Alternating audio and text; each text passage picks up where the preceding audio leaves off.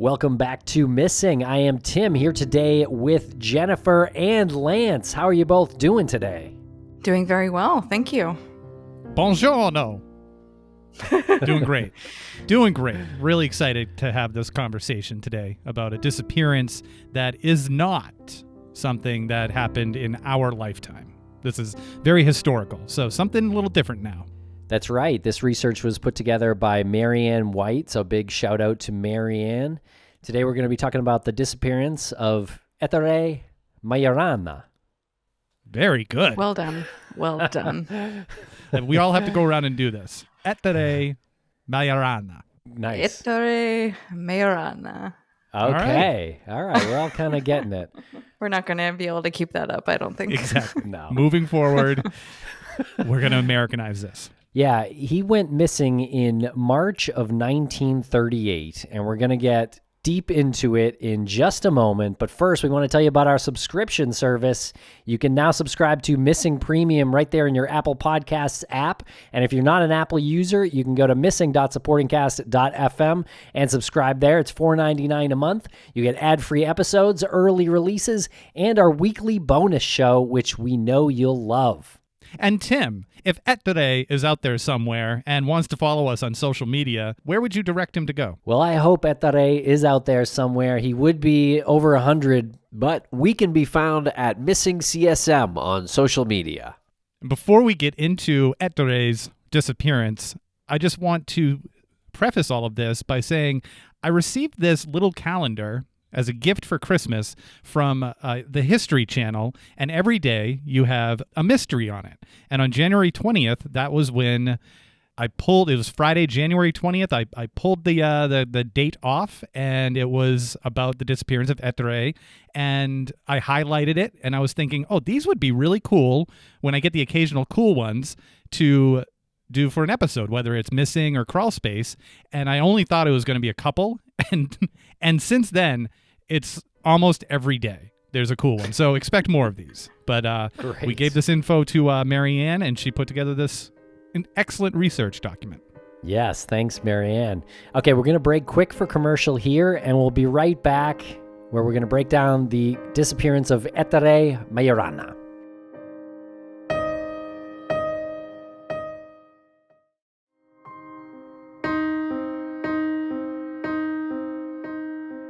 Okay, welcome back. So, Ettore was born on August 5th, 1906 in Catania, Sicily, Italy, and he was a theoretical physicist and apparently a very impressive one. And he gained quite a reputation as a theoretical physicist, even though he was only 31 at the time of his disappearance. Yeah, he did a lot of groundbreaking work in the field of theoretical physics.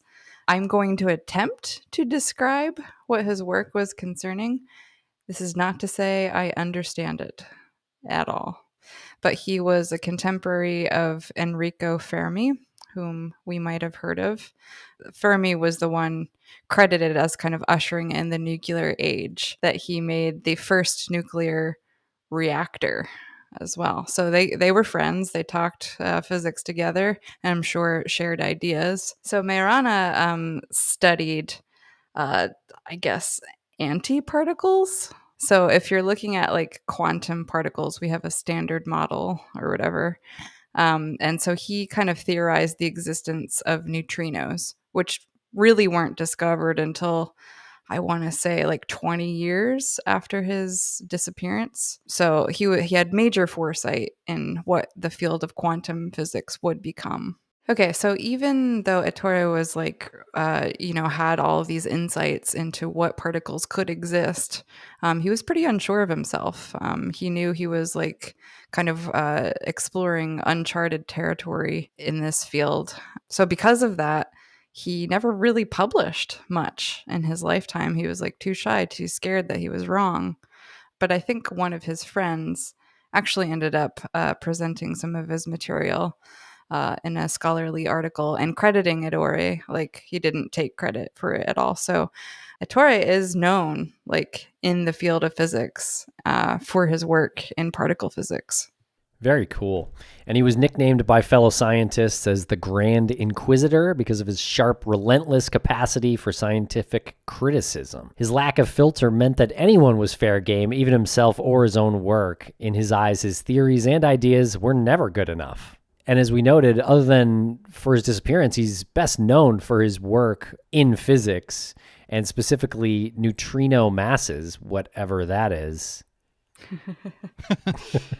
It's an antiparticle. Okay. Well, it's a little interesting to like wade into that territory for a second, because even now today, with all of our advancements, all of our particle accelerators and stuff, there's two schools of thought when it comes to fermions. They either have behavior characterized by what's called the Dirac behavior, or like fermion or whatever, or the Majorana fermion. So there's still debate between theoretical physicists what a neutrino behaves like. Is it the Dirac school or is it the Majorana school? So that's pretty crazy that like even today, decades upon decades later, we're still discussing his work as relevant. I'm Team Majorana. Not Jean-Paul Dirac. Nope, we're taking sides. I'm Team Ettore. Just stop me if I'm talking too much about No. physics. No, that's good. So just keep in mind, like for context, like this was such a brand new field that Ettore was working in. I mean, it was just, I believe it was 1925 or 1926 when Heisenberg there's that lore of him going to Helgoland on the island and developing the equations that would kind of give birth to quantum physics. So this is just a decade after this even became a field of inquiry. So it's pretty cutting edge stuff for the time. Was that before or after Heisenberg made meth? Hard to say. Hard to say. Majorana received his doctorate of physics in 1929, and he was highly sought after by various prestigious universities, including the University of Cambridge and Yale, but declined their offers. I would love to decline an offer from Cambridge and Yale. I declined 2 offers from Cambridge and Yale just this week. Yeah. I don't need them. No thanks. But you did mention Enrico Fermi, correct? And how he is referred to as the father of the nuclear age. He was his mentor and described him as being the greatest theoretical physicist of his time. And you mentioned how this was all brand new and just coming into the public eye. And to have someone like Fermi describe this young man as being the greatest theoretical physicist of his time is super impressive. But he also went on to say that he was very shy, secretive, and even a little weird. Thought of him as a sheer genius, but admitted he completely lacked common sense and social skills, which might play into the story of his disappearance a little bit, depending on what theory you land on. Sure, maybe. Right. Don't you guys find that a little tropey, though? Yes. Like you're too smart to function. I don't know. I actually kind of knew people like that. We used to make jokes about it to one of my very good friends' faces. Like, he's super smart, A pluses, like succeeded, but yet struggled in like real, like easy stuff to understand. I misinterpreted your question with that. I thought you meant it was tropey to describe somebody like that after they've disappeared. Oh, well, yeah, maybe. But yeah, it's like that beautiful mind trope. It's like that you have so much knowledge and creativity, and I don't know, that it's very field specific, but like the rest of your life you just can't handle. I mean, it's probably true in some cases. So he was even given a professorship at the University of Naples on the grounds of his outstanding reputation, which is interesting if Fermi described him as being secretive, shy, and a little weird. But apparently he had an outstanding reputation in his field, and he was said to have worked 12-hour days writing the most complex formulas and calculations. And then, like you said, Jen, he was never really sure of his work. He would throw it away at the end of the day. How many things did he discover that we don't know about today that he just threw away? Yeah, who knows? He strikes me as a bit of a perfectionist in that way. Apparently. But I guess if it's calculations, I mean, maybe he was just wrong on some of those. I don't know. Yeah, that's possible. Like you work something out till you hit like a wall or something. It's like, oh, I must have made a mistake 7 pages ago. Like this is all worthless. Well, you also mentioned his lack of a filter and how he would openly criticize individuals in his field. And he even would do that with his mentor Fermi, where he would be working on an equation and Majorana would tell him that that was a childish way to do it. But he wouldn't say it in a mean way, or he'd say, you're wasting your time doing it like that. So I don't know, like if you're working on something for 12 hours and you see the same person would see their mentor do something different and you say that's childish, I don't know if they were actually like, were they wrong or did he just not care to show people? Just strikes me as like a lack of social awareness. Yeah. You know? I'm sure he respected Fermi. But if Fermi like wandered into, talking about whatever Majorana was working on in terms of like particle physics, maybe like Majorana had spent so much more time thinking through something and Fermi would be like, well, did you try it this way? He's like, yes. Yes, you child. I have. You child.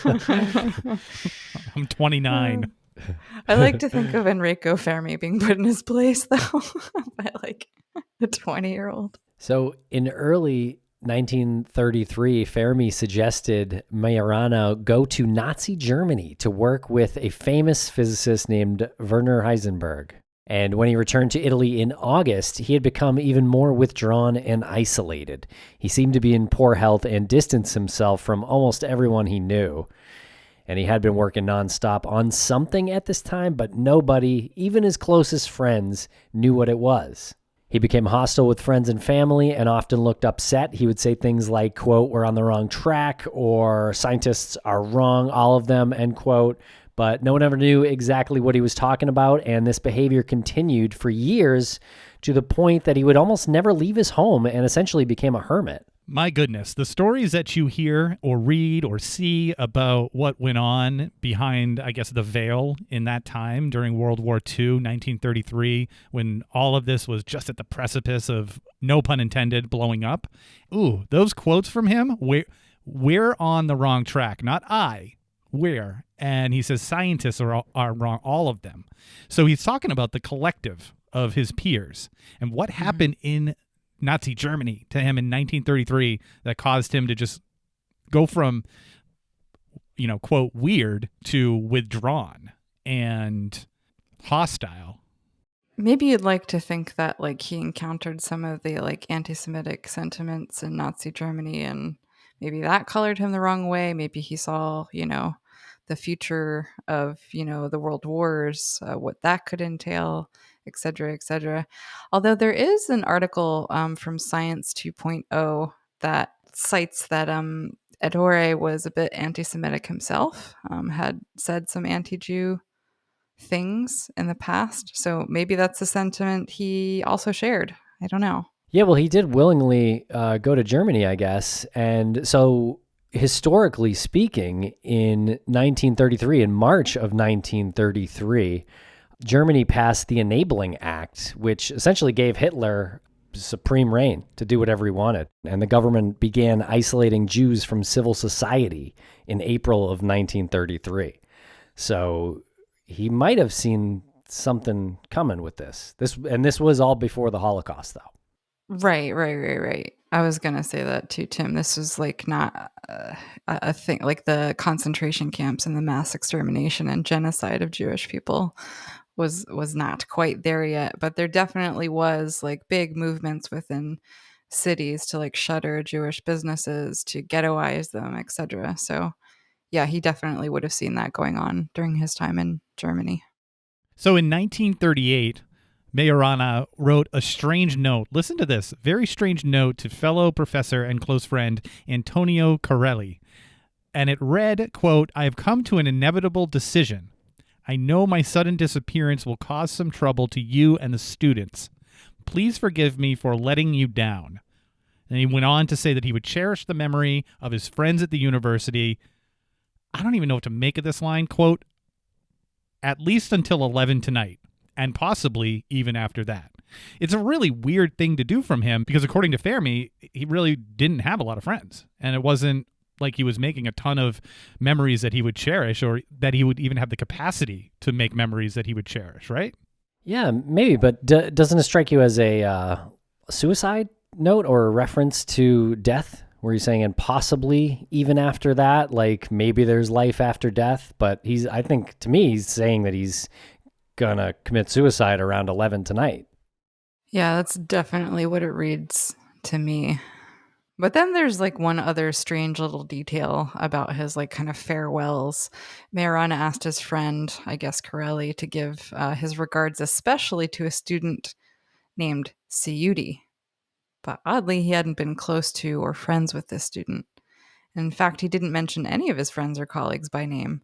But some speculate that Majorana may have had an odd infatuation with Siudi. And it should be noted that Siudi is a male student. Yeah, I mean, so maybe Majorana was dealing with some like homosexuality, and that definitely wasn't like an okay thing to do or feel at the time. Maybe in Italy. Maybe, but even in Italy, this is still the late 30s. And a lot of people were trying to come to terms with homosexuality, and there were, almost like codes that people would enlist in order to identify each other, like wearing a certain color or, writing a letter with a certain statement. Not saying that at least until 11 tonight could be a code, but it's so randomly put in there and the time is so specific that that's kind of what struck me, was that there was other things in this letter that he intended, and kind of bringing up the potential of him being a homosexual, maybe. I don't know.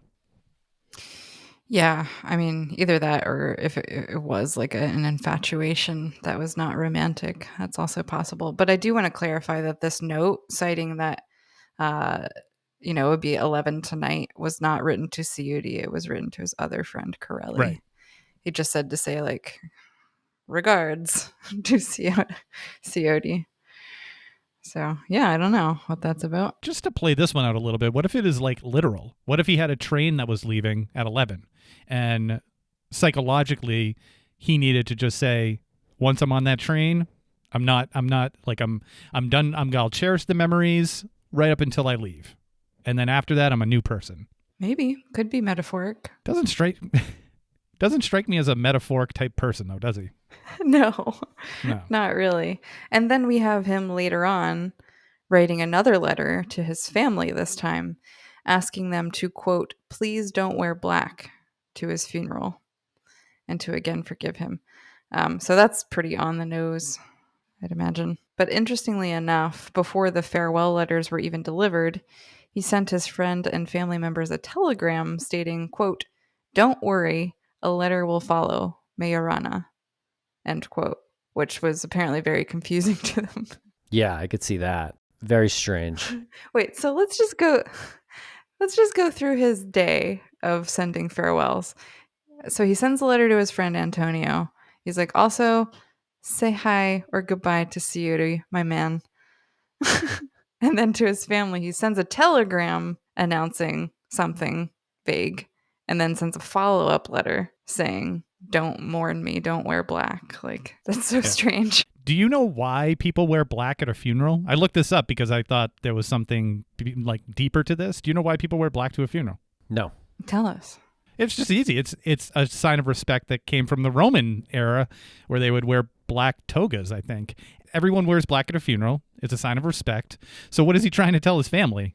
Don't respect me? I don't deserve the respect? I mean, that sounds like a suicidal person. Right? Okay. Yeah, and then this next note as well. So he wrote another note to Corelli canceling his earlier plans and saying, quote, the sea rejected me and I'll be back tomorrow. I'm going to leave tuition. I'm at your service to explain everything, end quote. And this is the last time anyone ever heard from him. And we'll be right back after a quick word from our sponsors. Thanks to our sponsors, and now we're back to the program. The sea rejected me, again, to me, seems like he's referencing a suicide attempt. Mm-hmm. And he wasn't able to go through with it. Yeah, that's to me what I got out of that, yeah. Yeah, that's possible. I don't know what else you could draw from that. I tried to get in a boat, and I couldn't paddle the boat. Like, I just don't know what else it would be. That's kind of what I thought. and he couldn't get out maybe to where he wanted to. But then it is thought that he purchased a boat ticket from Palermo to Naples a few days later. And on this trip is when he vanished. And it was soon discovered that after he had taken his passport, he had also withdrawn a large amount of money from his bank account prior to this trip to Naples. Okay. I feel like I need to keep recapping. Yes. Okay, so he announces basically his own suicide. Then he announces that the suicide didn't work. And then he disappears, potentially from a boat from Palermo to Naples. What are the chances? This is a long trip, too. This is 170 nautical miles, and probably at least like an 11 or 12-hour boat ride, ferry trip. So I would say he's got a ton of opportunity to jump off the boat without anyone seeing him if that was what he chose to do. Right. I mean, like maybe since his first attempt didn't work out for whatever reason, he was like, maybe I'll try and start a new life somewhere. And then like, I don't know, depression creeps up on you. It's like he did all the work to buy this ticket to like start off on a new life and then decided again to jump off the boat.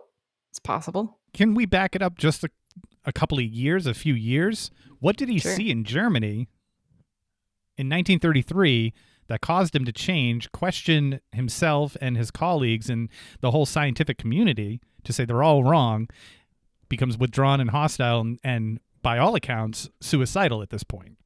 I mean, the obvious kind of conclusion is that he foresaw the atomic bomb because that's what his work was in, kind of. I mean, in particle physics. I guess it's a little hard to say if he could have seen that far ahead because Fermi is the one who made the first reactor, right? And that wasn't until the 50s.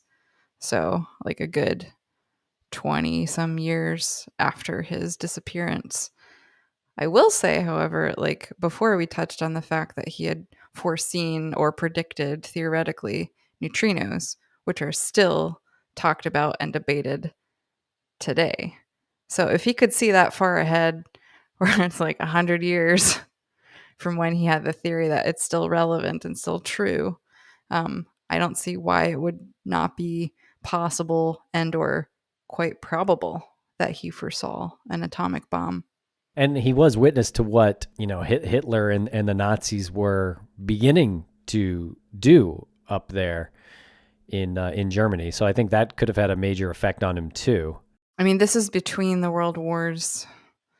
So he already has like the context of a world war even being a thing that you can do, and probably saw like that they were probably headed in a direction of another world war. And now with this new life-ending, planet-ending technology. And Sicilian writer Leonardo Sciascia believed that Majorana went missing voluntarily because he foresaw these nuclear forces we're talking about and that it could lead to explosives 1,000,000 times more powerful than conventional bombs, similar to those that later destroyed Hiroshima and Nagasaki. And others argued that this couldn't be true, that it would be nearly impossible for a physicist to foresee that a heavy nucleus could be broken to trigger the chain reactor of nuclear fission, given the state of physics back then. However, it is also said that that might be true for other physicists, but not for geniuses like Majorana. Yeah, I mean, and then keep in mind he had this like close mentorship and friendship with Fermi, the guy who discovered that you could break apart a nucleus. Right. And control the fission process. So I imagine that was a theory far before the first reactor was actually built, which was only 20 years later. So I don't know. I think it's possible. I think so too. That's not a lot of time when you're talking, technology and things like that. There's usually iterations. Like even just like think about the iPhone, right? It's come a long way, but it still resembles what it was almost 20 years ago. That's true. But I wonder 20 years before the iPhone, could you predict the iPhone? I think The Simpsons did. Go listen to Crawlspace episode on The Simpsons. That's right. Now, there's another theory out there that some believe his disappearance was related to, this is the first time we're hearing about his spiritual faith, and he retreated to a monastery, and he was said to have experienced a mystical crisis. But suicide was not an option for him because he was a devout Catholic. Because of this, and the fact that he withdrew his savings from the bank just a week before his disappearance, his family never believed that he died by suicide. In fact, they shared the belief that he withdrew to a monastery. I don't know. This kind of reads to me like the family not accepting that their son could possibly kill themselves. Yeah, and why withdraw your savings to then go live at a monastery? I guess the counter argument to that is why withdraw all your savings if you're going to kill yourself? That? Yes. I was thinking about that. Like, if he did jump off the boat, though, could he have given some of that money away before he did that? Maybe. You know, like, I know it sounds weird putting yourself on the boat, looking at him before he, commits suicide, but I don't know, because I had the same thought. Like, is he really going to take that to the bottom of the sea with him? I mean, that's kind of a known thing that happens with suicidal people. Like, they'll start giving away their possessions, their money, they're like, I'm not going to need this anymore. So maybe it's possible. And some of those who knew Majorana insisted that he was so intelligent that if he had decided to disappear, nobody would be able to ever find him. And Fermi, Majorana's mentor, was quoted as saying, "There are several categories of scientists in this world. Those of second or third rank do their best, but never get very far. Then there is the first rank, those who make important discoveries fundamental to scientific progress. But then there are the geniuses like Galileo and Newton. Majorana was one of these." Jeez. Sounds a lot like one of our Apple reviews. There are some podcasts out there that they toe the line of being average, but not this one.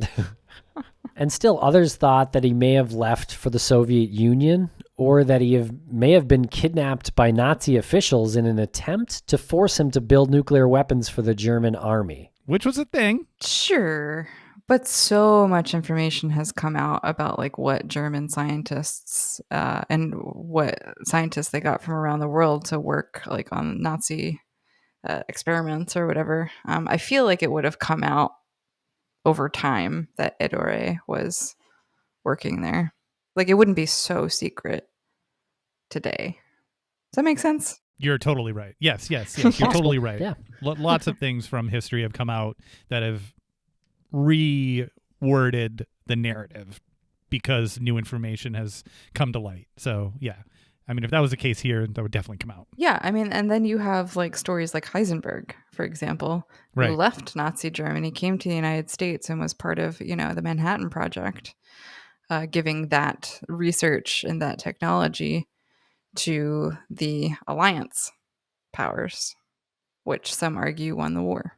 So to support the theory that this was related to the war and the race to build the bomb, it's interesting that Mussolini, who was the leader of Italy at the time, came out with a large reward. And even on the documents proclaiming the reward, he wrote, "I want this man found."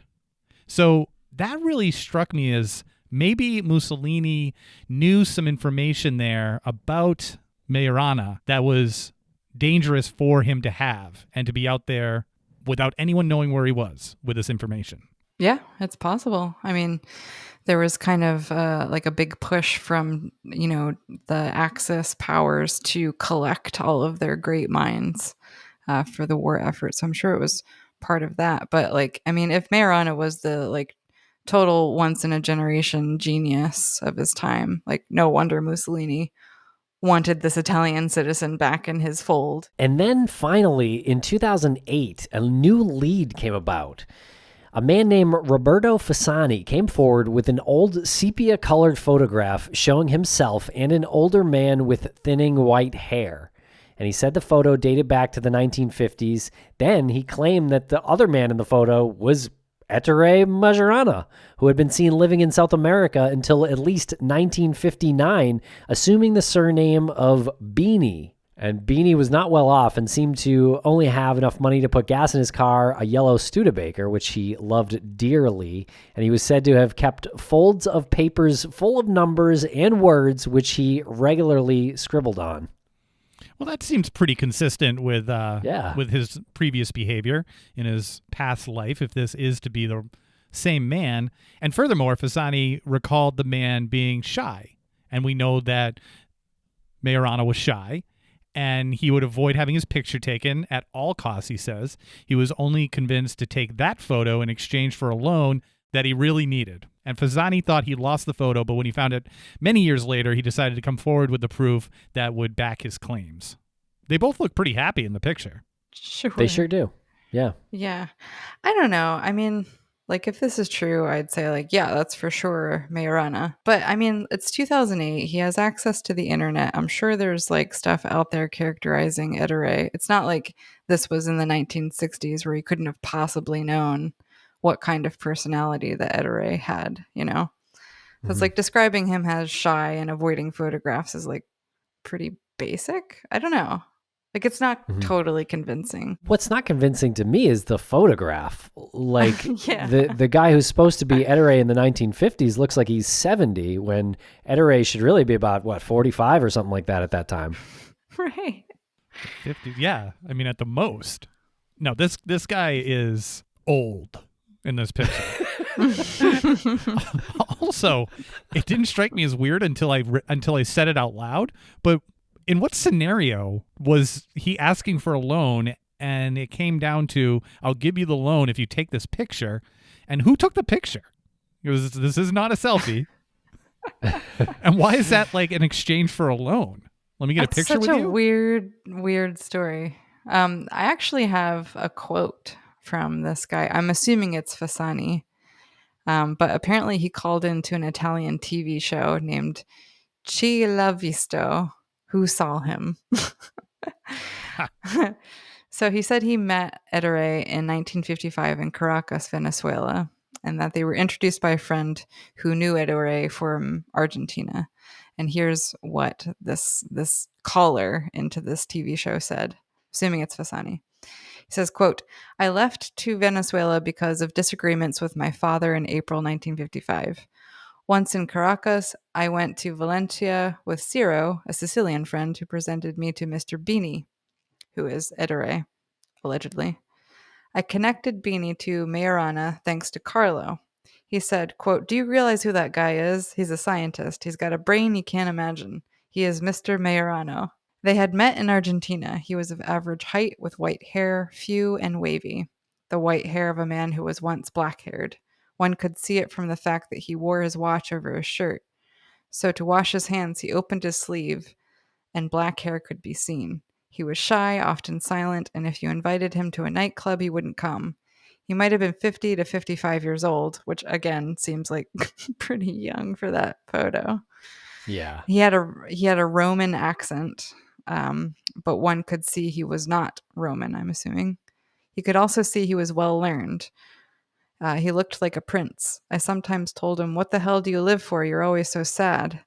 He said he worked, we dined together, then he would disappear for 10 to 15 days, etc., etc., etc." And more about like him keeping notes of numbers and driving the Studebaker and stuff. Yeah, that's the stuff that gets me wondering. It's interesting, you know. It's kind of a romantic idea in a way that he survived and had this reputation somewhere else in another continent. And several other people came forward claiming to have met Mr. Bini and Majorana in Argentina and later in Venezuela. And apparently his real identity was not much of a secret there. I mean, if this is not true, is this guy just going around saying he's Ettore? Maybe. I mean, maybe these people aren't actually lying. Yeah. And these statements actually led to reopening the case, and a photo comparison by the Italian police between Mr. Bini and a young Majorana led to an extensive investigation. In 2015, an official statement was released which declared that Majorana had been living in Valencia, Venezuela between 1955 and 1959. And the case was considered closed at this time because no criminal evidence was found relating to his disappearance. Okay, so that seems like case closed, right? It does seem like case closed. And looking back at all of the confusing details, maybe it was his method to confuse people so no one knew where to start. Maybe he intentionally wrote these things like don't wear black to my funeral. I'll cherish these memories till about 11 o'clock tonight. Maybe I'll continue to cherish them later. Maybe he's writing these things because he just wants to throw everybody off and make it seem like he had this emotional break. Well, like, yeah, I totally believe that that was like a put on behavior to make people think he committed suicide. But then he sent the follow up note saying, like, hey, I couldn't do it. Like, why do that? I'll be back to explain everything tomorrow. And never mind. I'm going to disappear forever. I do want to get in a little bit to a scholarly article that was published in 2013 by Francesco Guerra and Nadia Robati. And they say basically that they can prove unequivocally that Ettore Majorana died in September 1939. I don't really understand how they proved this, but the abstract is kind of interesting. What do you guys think of this? Well, who are these two people? Two scholars. Two people with a theory. So they're saying by exploiting new archival documents, we give evidence that without any doubt, Ettore Majorana is deceased before September 1939. In particular, we report about the foundation of a fellowship in his name, announced November 3rd, 1939, in the journal The Missions of the Society of Jesus, devoted to the education of young missionaries about the correspondence exchanged to this purpose between the administration of the journal and the family. That's a little confusing. I think this is like a poorly translated abstract from Italian. But they're citing police documents and Vatican inquiries into Ettore's disappearance. And they say these documents prove that Ettore died. Mm-hmm. And then they received what did they receive? They received like a fellowship? A fellowship was created in Ettore's name in 1939, which I don't know what that proves. Like, do you have to be dead for a fellowship to? Yeah, I guess that was where I was leading. I don't know. But it's a totally different thing to say that he was dead by September of 1939 when he went missing a year and a half earlier in March of 38. It's like he could have died anyway if that's what you're. Are they coming up with a cause of death too? They might later in this work. It's quite long. But apparently the results they're discussing, these archival documents, show, quote, the total unfoundedness of the presumed localization of Majora in Argentina, in Venezuela, or in other places after 1939, or his presence in Germany during the war. So they're saying all of that is baseless. I could believe that. But what about these rumors and this talk about Nazis having escaped Germany to live in South America? Because this has been pretty well documented. According to a 2012 article in the Daily Mail, German prosecutors who examined secret files from Brazil and Chile discovered that as many as 9,000 Nazi officers and collaborators from other countries escaped from Europe to find sanctuary in South American countries, and Brazil took in between 1,500 and 2,000 Nazi war criminals, while between 500 and 1,000 settled in Chile. And however, the largest number, as many as 5,000, relocated to Argentina. Yeah, I mean, that's definitely a documented thing that happened. But I'd say this was like almost a decade before that mass exodus, because German officers weren't escaping to South America before the war even happened. They were doing it after they were facing prosecution for war crimes. Mm-hmm. So it's like, did Ettore start a fad? Like, maybe they sent him over there to set up some systems so that they could live more comfortably, just in case. He's like sweeping out the bungalows. It's like, here, take a Studebaker and no money, and here's some papers you can write on. By the way, don't tell anyone. If you need money, just do a quick swap for a photo. I do think that he would have been a fun guy to hang around, though. It sort of reminded me of like, not so much in like the personality, but just having someone like our weird friend Scott around, where it's always sort of a challenge to figure out where we're going with the conversation, and it's fun.